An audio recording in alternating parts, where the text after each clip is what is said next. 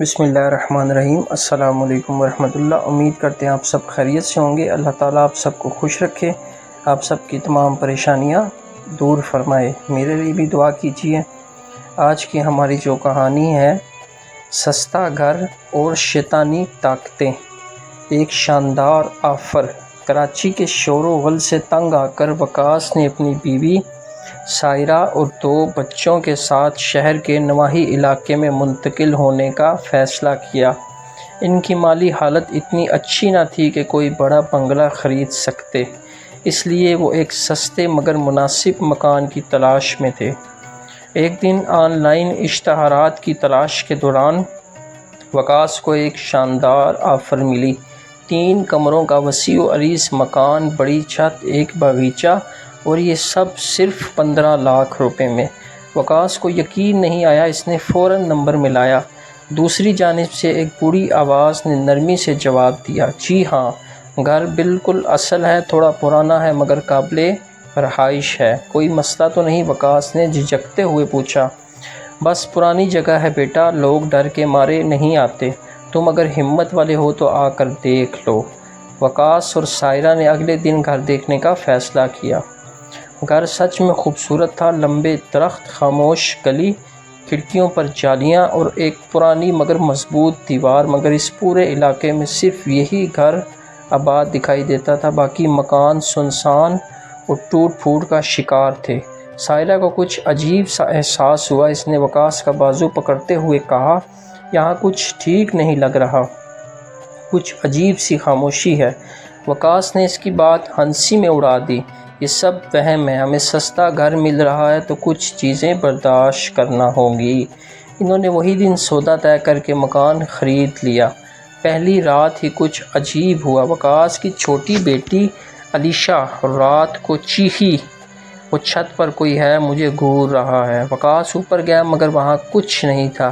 سائرہ نے کہا، شاید بچی کو کوئی برا خواب آیا ہو، لیکن اگلی رات سائرہ نے خود صحن میں کسی سائے کو دیکھا، ایک لمبا کالا وجود جو چند لمحے کے لیے دکھائی دیا اور پھر اندھیرے میں غائب ہو گیا۔ وقاص اب بھی سب کو وہم سمجھ رہا تھا مگر خوف آہستہ آہستہ گھر میں اترنے لگا۔ وقاص نے محلے کے ایک بوڑھے شخص سے ملاقات کی جو قریب کے گاؤں میں رہتا تھا۔ جب اس نے گھر کے بارے میں بتایا تو بوڑھے کا چہرہ زرد پڑ گیا۔ بیٹا، تم نے وہ مکان خرید لیا ہے؟ وہ مکان نہیں، وہ ایک قید خانہ ہے۔ وقاص حیران ہوا، کیا مطلب بابا جی؟ بوڑھے نے کہا، 50 سال پہلے وہاں ایک عامل رہا کرتا تھا، وہ شیطانی طاقتوں کا عمل کیا کرتا تھا۔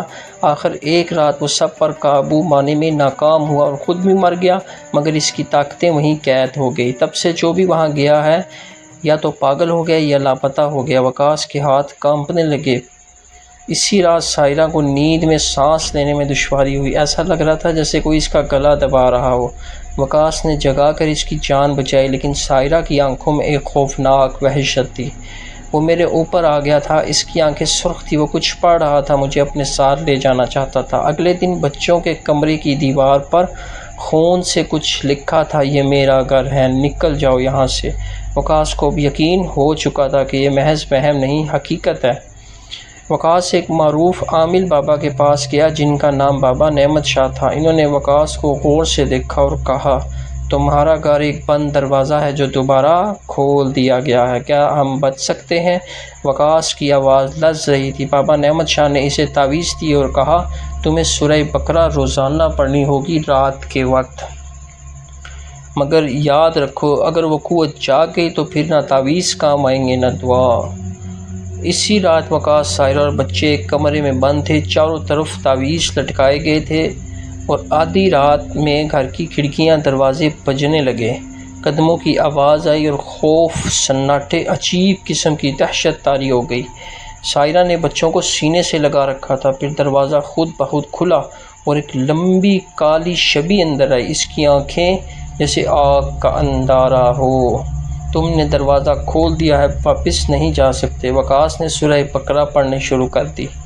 پورے گھر میں ایک عجیب خوف کا سما تھا، روشنی چمک رہی تھی عجیب قسم کی، پھر در و دیوار ہلنے لگے، ایک زوردار دھماکے کے بعد وہ سایہ غائب ہو گیا اور سب کچھ خاموش۔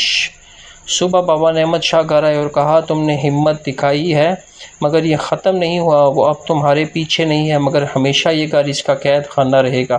وقاص نے وہ گھر بیچ دیا، آج بھی وہ مکان خالی ہے، دروازے پر زنگ آلود تالا لگا ہوا ہے اور رات کو آنے والے اکثر وہاں سے خوفناک آوازیں سنتے ہیں۔